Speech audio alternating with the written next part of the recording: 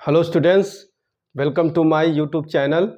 आज हम डिस्कस करने जा रहे हैं आपके साथ बीट्स क्लास 11 का वेव्स टॉपिक्स, जो कि बीट्स उसके बारे में डिस्कस करने जा रहे हैं बच्चों। तो फर्स्ट ऑफ ऑल हम लोग बीट्स को समझते हैं, आफ्टर देन उसके डेरिवेशन को देखते हैं। तो बीट्स सिंपली होता क्या है, जैसे आप वेव्स का सुपरपोज कराइए तो जो रिजल्ट फिनोमेना देखने को मिलता है उसी को हम लोग डिफरेंट तरीके से करते हैं। जैसे लाइट को कराओगे तो वहाँ इंटरफेरेंस दिखने को मिलेगा। यहाँ पे किसका कराना है? साउंड वेव्स का। साउंड वेव्स को सुपरपोज कराएंगे तो उनके फ्रीक्वेंसीज में जो डिफरेंसेस आएंगे उससे जो क्रिएट होता है उसको हम लोग बोलते हैं बीट्स। तो यहाँ पे बच्चों यही है कि when two sound waves of slightly different frequency traveling along the same direction superpose upon each other, the intensity of sound wave rises and falls due to their difference in frequencies is called beats। ठीक, तो simple सी बात है कि आपको nu is equal to nu one minus nu two अगर इस तरीके का आपको देखने का मिलेगा तो इसी को हम लोग बोलते हैं बीट्स बोलते हैं। जैसे यहाँ दो वेव्स है, साउंड वेव्स है, उसको सुपरपोज कराया गया और सुपरपोज कराने के बाद आपको देखिए इंटेंसिटी कहीं कम और ज़्यादा, इसके कारण फ्रीक्वेंसीज का जो डिफरेंस मिलेगा उसी को हम लोग बोलते हैं बीट्स। इसका सिंपल डेरिवेशन है कि आप टू साउंड वेव्स ले लीजिए। One is that y1 is equal to a sine omega 1 t और दूसरा आप ले लेंगे y2, है ना, y2 and y2 a sine omega 2 t. तो अब इसको हम फ्रीक्वेंसी के फॉर्म में कर दें तो साइन 2 पाई न्यू 1 टी और यहाँ पर हो जाएगा साइन 2 पाई न्यू 2 टी और यहाँ पर हम लोगों ने क्या लिया है कि new 1 slightly greater than new 2 से बड़ा है। अब सुपरपोज का प्रिंसिपल ऑफ सुपरपोजिशन क्या कहता है कि sum of algebraic sum of the waves. तो ये साउंड वेव्स है, सम कर दिया। अब यहाँ पे हम लोग रखते हैं ए और बी, तो ए कॉमन ले लीजिए और यहाँ हो जाएगा sine 2 pi nu 1 t plus sine 2 pi nu 2 t. Okay, formula लगा देंगे। Sine c plus sine d का फार्मूला होता है 2 sine c plus d by 2 cos c minus d by 2। इसी चीज़ को हम लोग यहाँ पर लगाते हैं तो ये हो जाएगा हमारा क्या, इंटू 2 साइन 2 पाई न्यू 1 और प्लस न्यू 2 अपॉन 2 टी हो गया, cos 2 pi nu 1 minus nu 2 अपॉन 2 टी हो गया। या आप इसको ऐसे भी लिख लीजिए 2a cos 2 pi nu 1 minus nu 2 by 2 t और हो जाएगा sine 2 pi nu 1 plus nu 2 अपॉन 2।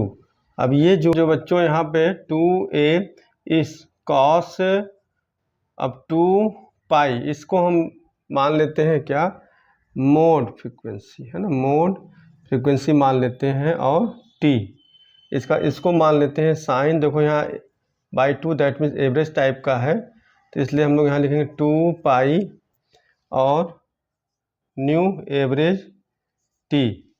तो ये देखा जाए आपका क्या हो जाएगा, amplitude A dash sine 2 pi nu average T.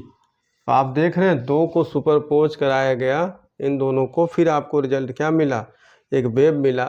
तो ये आपका यहाँ पे हो गया। अब इसी को हम लोग ये एम्पलीट्यूड जहाँ पे है ए डैश इज इक्वल टू क्या हमारे पास है 2a cos 2 pi nu mod T, ये ठीक है, ये एम्पलीट्यूड हो गया।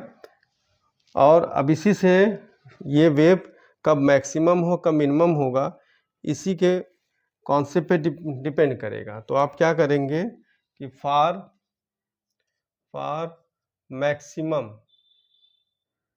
मैक्सिमम एम्पलीट्यूड, है ना, एम्पलीट्यूड, तो आपको क्या करना होगा कि ये term 2a cos 2 pi nu mod T. तो कॉस की वैल्यू, तो अब आपको ये 2 ये हटा देना है, सब हटा देना। तो कॉस की वैल्यू जो डिपेंड करेगी वो +-1 पे। तो आप cos 2 pi nu mod T, और ये किसकी वैल्यू होगी, कॉस n पाई की। तो यहाँ हो जाएगा 2 pi nu mod t is equal to n pi. Pi से पाई कैंसिल हो गया, तो आपका आ जाएगा ये t इज इक्वल टू, बच्चों आ जाएगा n/2 न्यू मोड, ये हो गया है ना, ये नीचे आ गया। अब क्या करेंगे, मोड आपका क्या है, मोड आपने माना था न्यू1 माइनस न्यू2/2 को, तो रखेंगे 2 से 2 कैंसिल हो जाएगा।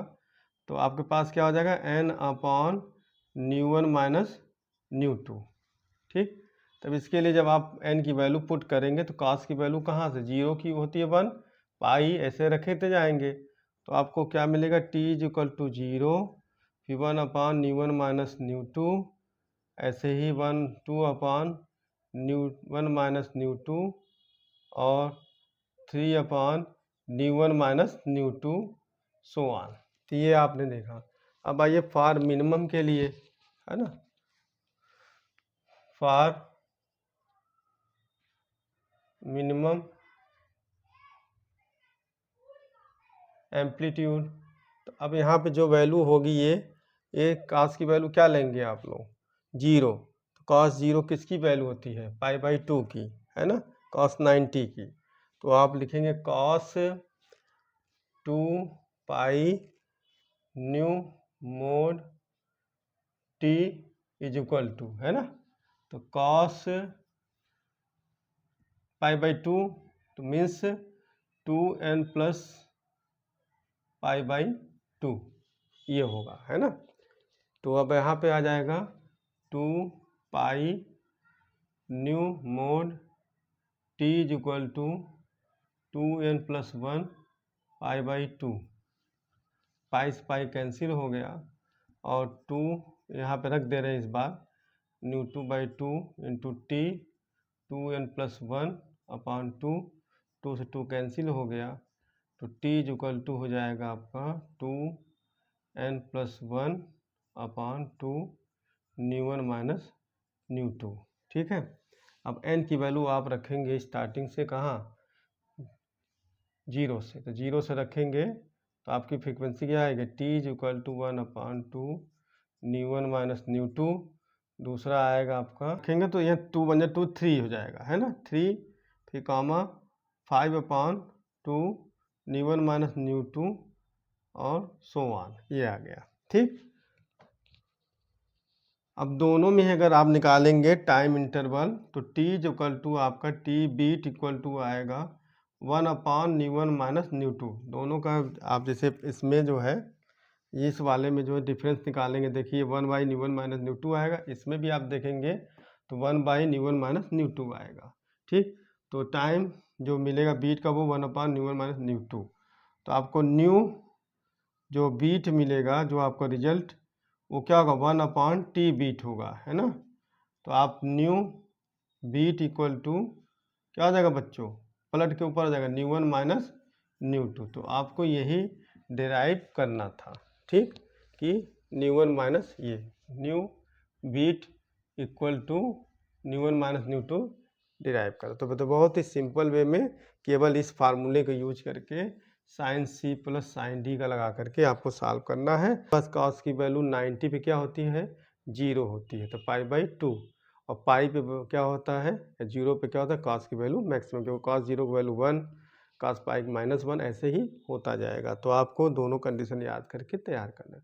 आई होप बच्चों आपको समझ में आया होगा, और मेरे चैनल से जुड़े और इसको सब्सक्राइब करें। Thanks a lot joining with us.